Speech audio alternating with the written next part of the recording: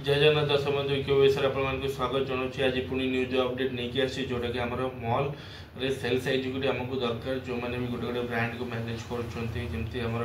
Sparky brand अच्छी crocodile brand अच्छी तो सब टाइप ब्रांड को माने डिपार्टमेंट वाइज हैंडल कर कॉस्मेटिक आइटम को हैंडल कर तो सही टाइप मॉल आम पेंटालून्स होगा मैक्स होगा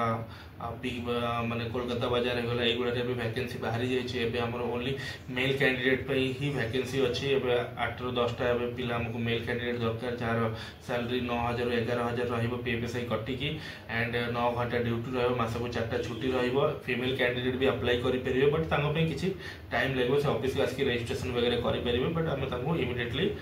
7 to 10 days भर भी जॉब देदेव बट अभी मेल कैंडिडेट इमिडिएट जॉइनिंग अच्छी जो भाई मैंने भी चाहते मॉल निज कैरियर स्टार्ट करा +2 मिनिमम क्वालिफिकेशन दरकार